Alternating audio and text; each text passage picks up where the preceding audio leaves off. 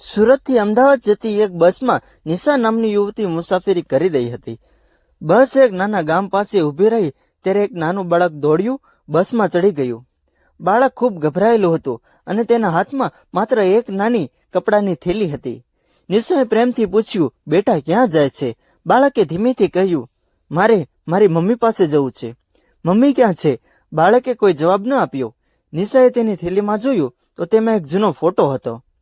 ફોટામાં એક મહિલા અને એક બાળક હતા. પાછળ એક મોબાઈલ નંબર લખેલો હતો. નિશાએ તરત નંબર પર ફોન કર્યો. સામે એક વૃદ્ધ માણસે ફોન ઉપાડ્યો. આ બાળક તમારી સાથે છે? વૃદ્ધે ધ્રુજતા અવાજે કહ્યું, હા, પણ એ તો 3 દિવસથી ગુમ છે. અમે આખા ગામમાં શોધી રહ્યા છીએ. નિશાએ બાળકને ફોન આપ્યો.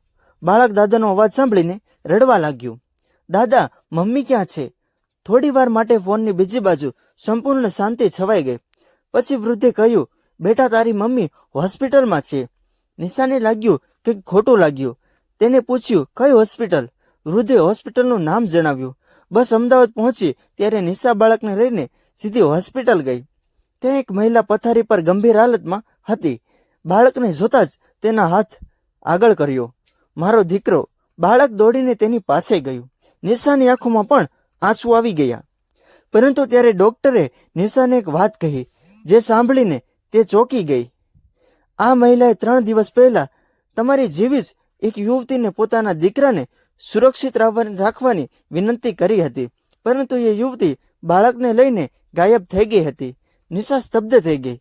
તેને સમજાયું કે બસમાં બાળક પોતે નહોતું ચડ્યું, કોઈએ તેની પાસે મોકલ્યું હતું.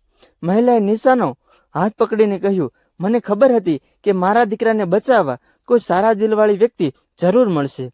નિશા ચૂપચાપ રડી પડી.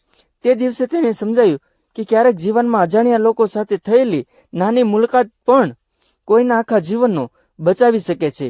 બોધ, મુશ્કેલીમાં કોઈની મદદ કરવી એ માનવતાની સૌથી મોટી નિશાની છે.